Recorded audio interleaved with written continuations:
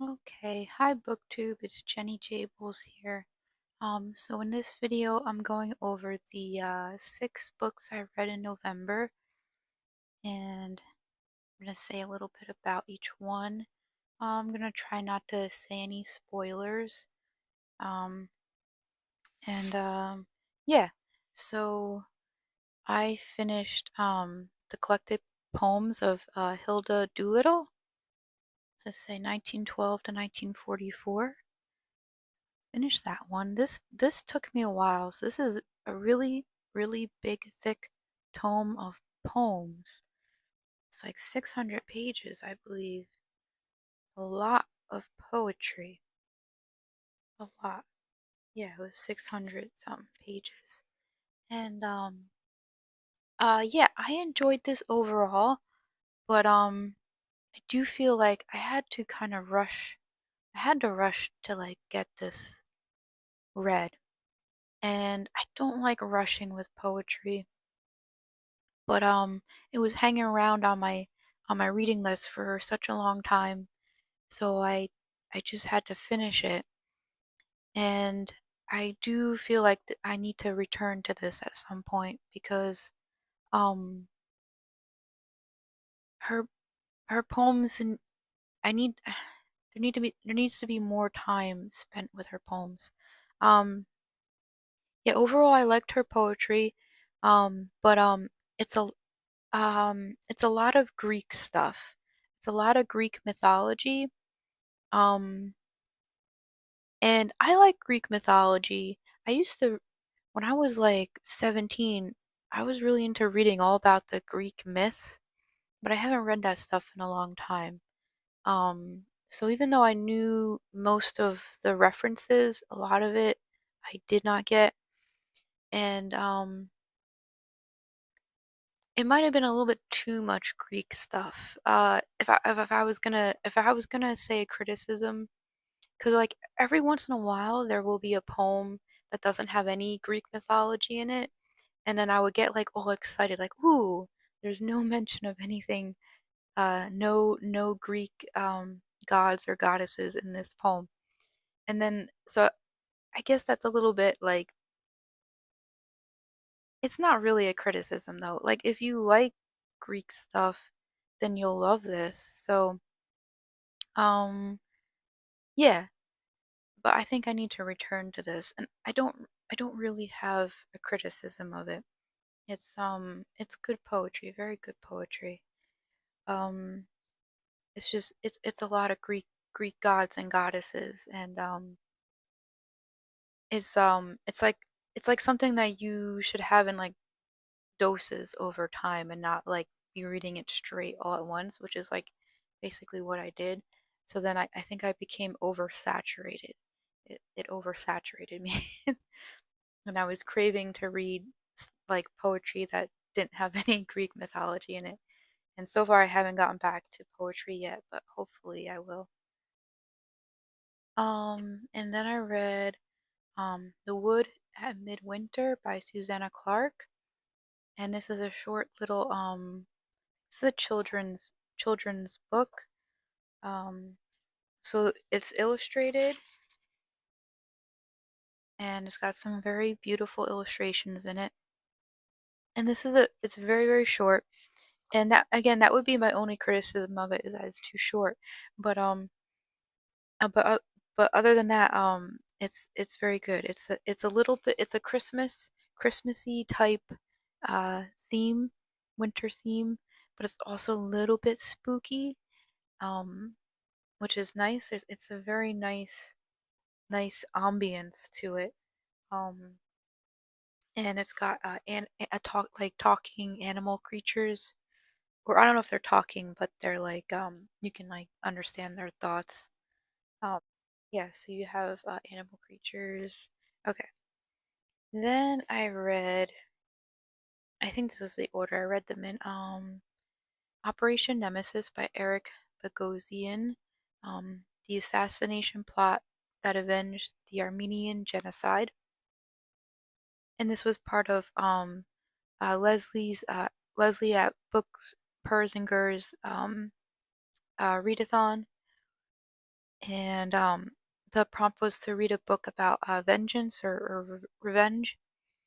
So yeah, so this is the author is the actor who plays Daniel in the interview with the vampire TV show, and I had not known that he was an author. He's written several books, um, and he's Armenian, and so this book is about the Armenian genocide, which I knew absolutely nothing about. So I was like, great, I need to learn about that. And boy, I learned a lot of stuff from this. This was great, and I I kind of like flew through this. I couldn't put it down. I really enjoyed reading this book about history, and I haven't read history books in a while. So I think I want to get back into reading history because I really enjoyed reading this, even though the subject matter is very, very dark and very, very heavy. It's still very fascinating. Um, so the book is split up, I think, into like three parts. The beginning section, you basically get we get told the Armenian genocide, like what all that happens with that, and it's a lot of horrible, horrible stuff. Um, and then you get to this group of people who decide to get vengeance on the people who like caused the Armenian genocide, because those guys were brought before like a court, but then they escaped. Like basically justice. They escaped the country, and justice was not going to be done. They were supposed to be like executed or jailed.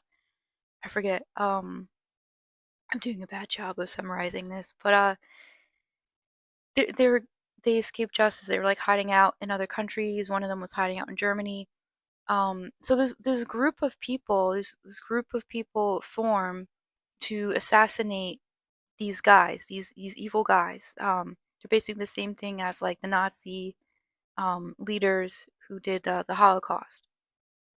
And so this group of people um, basically form an assassination group where they're going to go after these people and get them, and they do. And then the last part of the book is about the trial of one of the assassins and how he get, and how that goes, and he's basically let go, and how like the trial is used to like shine light on the Armenian genocide to like the world. And there's a whole bunch of things going on with the trial that is very interesting, and political stuff, and yeah, there's a whole bunch of stuff going. And so this book is not that long, and it seemed like there was so much more that he could have added to this, but he wanted to keep it kind of short and like something that you know basically it made me want to read more stuff about this time in history, which I think is kind of like the point of a book like this, is like this gives you kind of a good taste, a good overview, and then hopefully gets you to go and read more. So this is very good, and it's kind of a very satisfying revenge tale also. Um, and then there's also the philosophical question of like, is it right or wrong to take justice into your own hands if the legal system is corrupt, and all that, which you can dwell on if you like thinking about those kinds of things. Um, yeah, and then I think I read The Queen of the Damned by Anne Rice. This is the third book in the Vampire Chronicles. Um, yeah, so this was strange. So the last time I read this, I was like 15 or 16 or something, about that age, maybe even younger, maybe around 12. I was pretty young when I was reading Anne Rice, and this was the 1990s, um, and because I'm pretty old now, I'm 42, so you do the math. So I remembered like not really liking this one, and then I know I read a few more after this, and then I dropped off. But when I reread this, I really enjoyed this one. So I don't know what it was that my teenage self didn't had a problem with this one. I'm not sure, but I really enjoyed this one. This also has a vengeance plot to it, a very like which is very enjoyable. It's a very a revenge that takes 6,000 years to come to fruition, which is a very like suspense building and long drawn out, waiting to get that revenge. Which is yeah, and what else did I want to say about this book? I enjoyed it. I enjoyed the revenge. Um, oh, I think I wanted to say something about like I like how in the AMC series that we have brown-skinned vampires because Anne Rice was like my one criticism is Anne Rice is like way too obsessed with her vampires all being pale and like losing their skin colors. Like if they were originally someone with brown skin when they were made into a vampire, she's like, well, after several hundred years or 1,000 years, now they're pale and white and look like marble. And like I don't want everybody to just be pale and white. I don't like that in books. So in my head, the vampires in this book that originally had brown skin, and she's saying that they have white marble skin now. I'm like, no, and I would just like imagine them with brown skin. That's basically what I do. I would just ignore her descriptions and would say, no, they're not pale and white. They have brown skin because that's the color of skin they had when they were made into a vampire.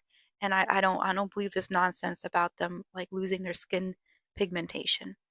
Um, yeah, anyway, but yeah, the AMC TV show, they also ignore that, and they there's brown skin vampires, which is yeah, you can have um vampires with any skin color that you want. Anyway, um, not that Anne Rice is like racist or something. It's just that I don't know. It was just her thing. She wanted all her vampires to be pale, and I don't want all my vampires to be pale. I mean, some of them can be pale, but not all of them. Anyway, that's is that's my one gripe. Um, so then I read Absolution by Jeff Vandermeer. So this is a prequel to the Southern Reach trilogy. Um, and I read the Southern Reach trilogy. Um, this has all three in one book. I read this like 4 or 5 years ago, so I didn't like reread it. I just went like straight back to this one. And so I had so this references a lot of characters or some of the characters that are in the first three books, and I was having trouble remembering some stuff, but then I started to like put it all together, like things started coming back to me as I was reading it. And so overall, I I'm not sure if I liked this book or didn't like this book. And I basically don't want to say. I feel like I need to think about it more. I did enjoy reading it, and my immediate reaction was that I did like it. Then as time went on, I started thinking maybe I don't like it, but then I flipped back to like no, maybe I did like it, and I'm really not sure. Um, but that's okay. I'm fine with that. I mean, it was an enjoyable read. It definitely has a lot of the same vibe or atmosphere as the original trilogy. I really enjoyed the original trilogy, and I also enjoyed the movie Annihilation, which was different from the books, but had its own like weird creepiness to it. And I thought the actors in it were very good, and it was a good adaptation. But so this prequel, there so there's like basically two main male protagonists. The first one takes up about 70% of the book, and then sort of like the last quarter of the book is this other main male protagonist. And the thing about those two male protagonists is that they're almost like tropes. They're like so like like this is the male protagonist that has been the male protagonist of like every single like book ever, almost, kind of, but almost to the point where it felt kind of like the author was doing it intentionally, almost to be kind of like a joke inside of a joke. um which I don't know if that was the intention of the author, but I found it like kind of humorous at some points because I was like, this guy is so like every like male character in like I don't know, like in movies. And I don't know if I'm explaining this well enough, but it felt almost like the cliche, like he was almost toying with the cliche to like almost kind of also make a joke out of it. Um, but like so at some points I was like kind of thinking like this sort of detracts from the story. But then at other points I was like, no, this is kind of like cool because it's like a joke inside of a joke and it's clever. And yeah, I don't know. I still don't know how I feel about it. And I'm okay with that. I mean, I don't see. I've been thinking like, why is it like we read a book and we have to automatically say it's a good book or it's a bad book or I hate it or I love it? I think it's fine to just be like, kind of like, I don't know. I read it, I enjoyed it, but I really don't know what I think about it. So that's just I'm just gonna leave it at that, and then it's okay. Um, and like I feel like that's fine. Like I want to read books that make me think and make me like not have an immediate like this is absolutely wonderful and beautiful and great, or I absolutely hate this, or it's dreadful. I'm okay with like living in this kind of in between. Anyway, it's fine. It's okay. Um, and then I've got the third volume of On the Calculation of Volume by oh geez, I'm gonna butcher her name. How do you say her name? It's like Solvej Balle? Ball? Is it Ball? I forget. Um, and it's translated by Sophia, Hersi Smith, and Jennifer Russell. Um, yeah, so it's translated from the Danish. She's a Danish writer. And I know I talked about the first two volumes of it. I raved about it.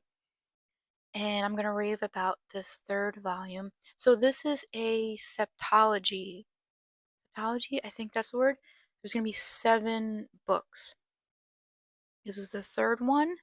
The fourth one is coming out next year, or at least the English version, the translated version. I think she's written the fifth one in Danish, maybe, but I don't think that's been translated yet.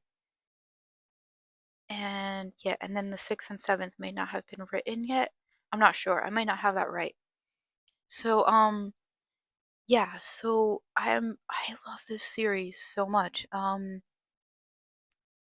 It's so the this isn't a spoiler because it's told to you right away when you read the first book. The main character Tara is trapped in November 18th. I think it's November 18th, or November 18th keeps replaying every single day, like Groundhog's Day, except it's not like all goofy and stupid like that movie is. Um, yeah, she's trapped in a single day that keeps repeating over and over again. Like, and by volume 3, we're up to which day? It's day number 1144 of November 18th. That keeps repeating. Um, if I say too much about the plot, it's going to be too many spoilers. This is kind of a book where you just have to read it without knowing too much about it. I mean, I think it's okay to know that it's about a woman who's trapped uh, in a Groundhog Day type situation. But other than that, it's like it's more about the experience because it's her journal, and each day or almost each day she puts like a journal entry about what's going on, how she's trying to cope with things. You're constantly analyzing her mental health. That's what I think is so intriguing about the story, is like the psychology. Like you're reading her words and you're trying to interpret them, trying to think about what is she not writing down, how is her mental health? How is she coping with this? Because this is like a traumatic and horrifying and then like strange, bizarre thing that's happening to her. And you see all the different ways that she builds up resilience. Other times she's not resilient. Um, and it's just fascinating to like go on this ride with her, and you're constantly analyzing what she's writing and trying to think like, oh no, it has she gone off the deep end yet?